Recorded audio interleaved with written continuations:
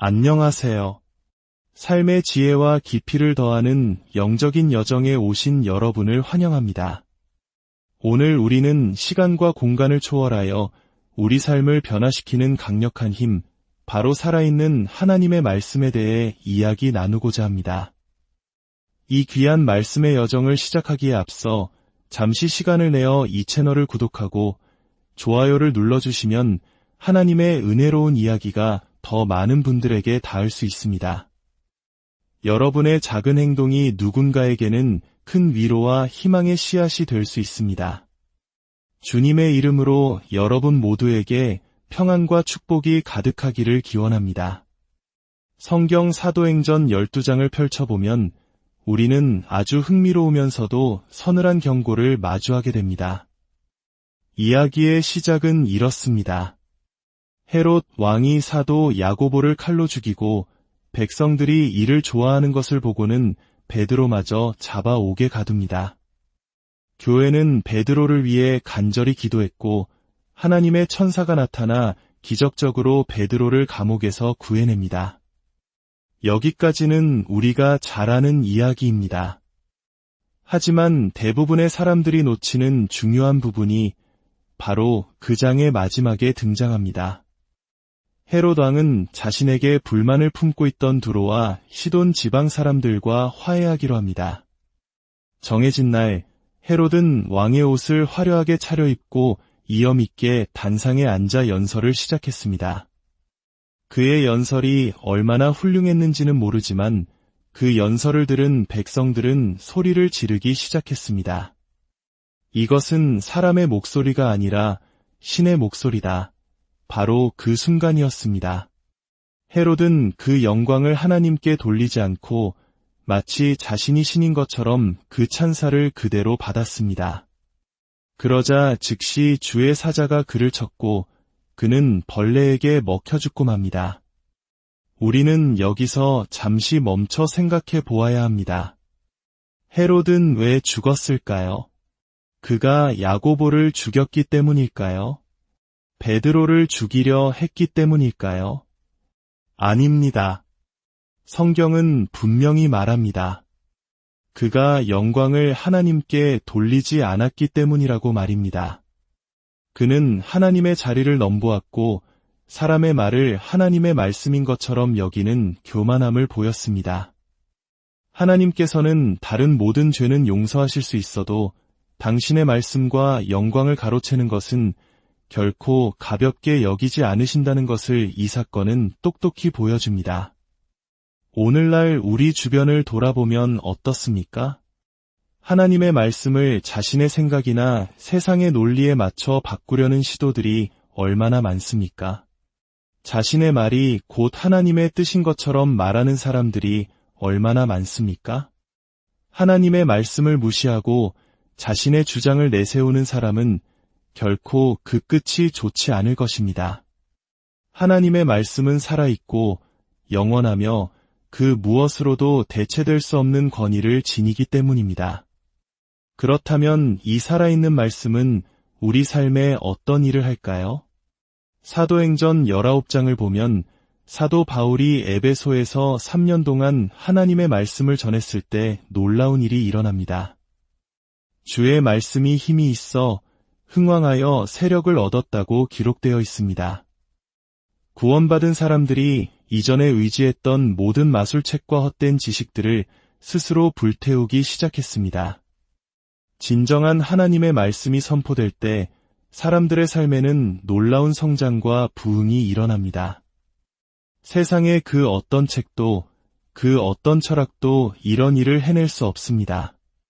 하나님의 말씀은 성장을 넘어 우리에게 새로운 생명을 줍니다. 바로 거듭남의 신비입니다. 우리는 한 아이가 태어나는 것을 보며 생명의 신비를 느낍니다. 부모의 사랑으로 잉태된 작은 생명이 10달의 시간을 거쳐 세상에 나오는 그 과정은 현대 과학으로도 완전히 설명할 수 없는 경이로움 그 자체입니다. 우리는 두렵고 기이하게 지음받았다는 시편의 고백처럼 육신의 탄생은 그 자체로 신비입니다. 하지만 예수님께서는 요한복음 3장에서 이보다 더 큰 신비, 바로 영적인 탄생에 대해 말씀하십니다. 니고데모에게 이렇게 말씀하시죠. 바람이 임의로 불매 내가 그 소리는 들어도 어디서 와서 어디로 가는지 알지 못하나니 성령으로 난 사람도 다 그러하니라. 영적인 생명의 시작은 바람과 같습니다. 우리는 바람을 눈으로 볼 수 없습니다. 어디서 시작되어 어디로 사라지는지도 알 수 없죠. 하지만 나뭇가지가 흔들리는 것을 보며 피부에 스치는 감각을 통해 우리는 바람이 불고 있음을 분명히 압니다. 성령으로 거듭나는 것도 이와 같습니다. 그 과정은 신비에 쌓여 있지만 변화된 삶의 열매를 통해 우리는 새로운 생명이 시작되었음을 알게 됩니다. 고린도전서 6장 17절은 이 신비를 더욱 놀라운 비유로 설명합니다. 주와 합하는 자는 한 영이니라. 2개의 잔에 담긴 물을 하나의 그릇에 붓는다고 상상해 보십시오. 한 번 섞인 물을 다시 원래대로 나눌 수 있을까요? 불가능합니다. 완전히 하나가 되었기 때문입니다. 우리가 예수 그리스도를 영접하고 거듭날 때 우리의 영은 성령님과 연합하여 이처럼 하나가 됩니다. 이것이 바로 영적 생명의 본질입니다. 이 새로운 생명은 어디에서 오는 것일까요? 베드로전서 1장 23절은 그 답을 명확하게 제시합니다.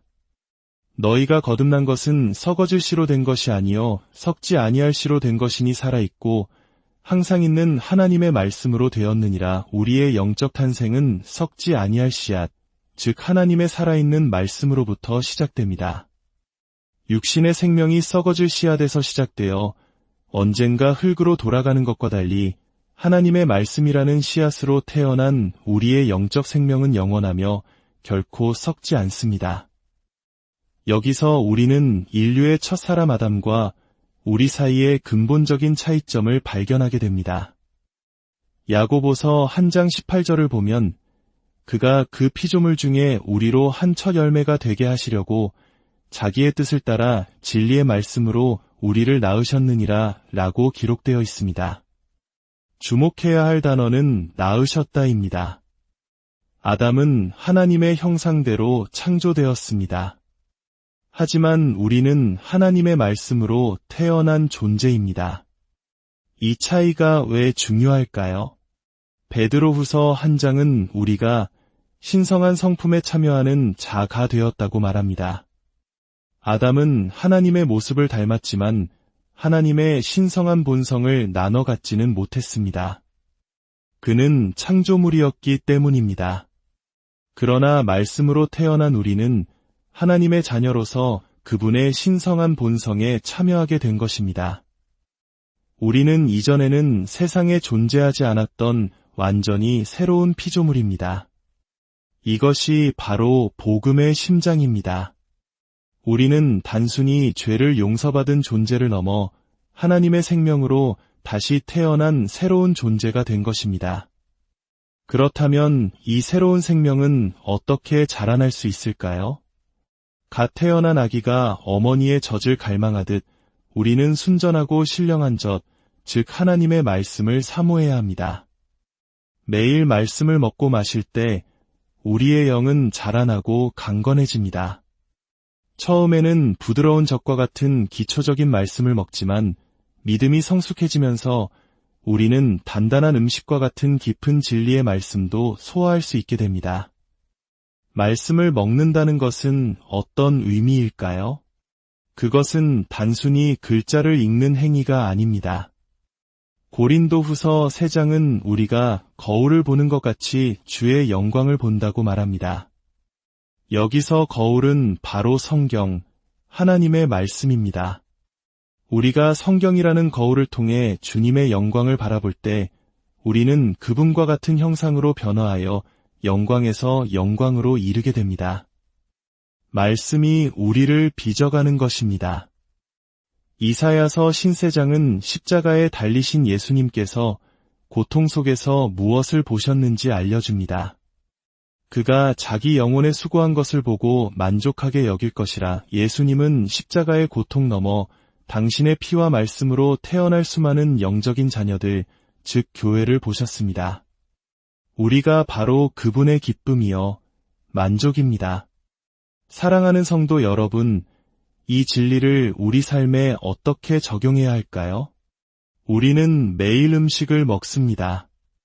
우리는 그저 음식을 씹어 삼킬 뿐이지만 우리 몸의 신비로운 시스템은 그 영양분을 흡수하여 피와 살로 만들고 생명을 유지합니다.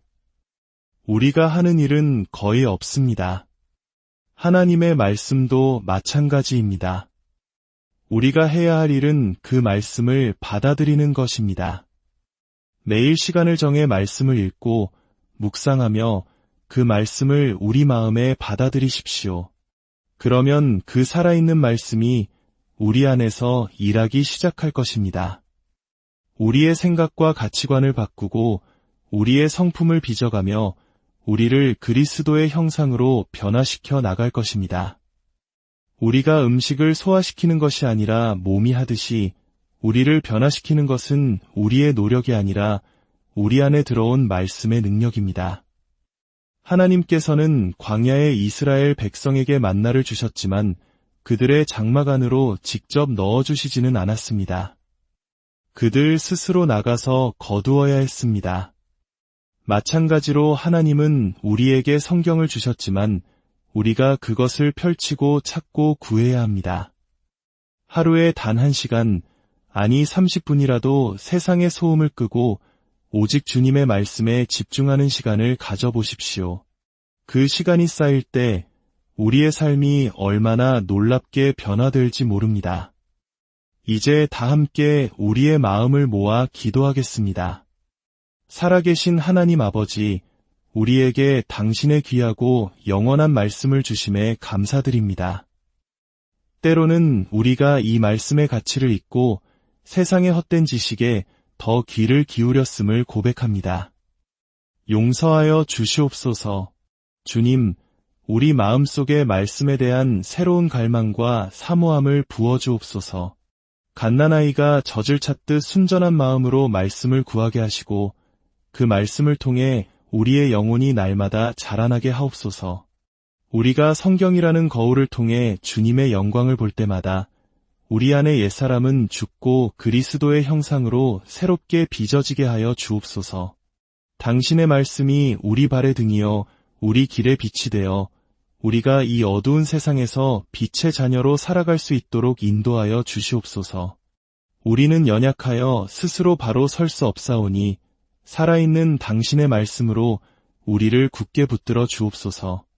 이 말씀을 듣는 모든 분들의 삶에 하나님의 놀라운 변화와 성장이 함께하기를 우리를 구원하신 예수 그리스도의 이름으로 간절히 기도드립니다.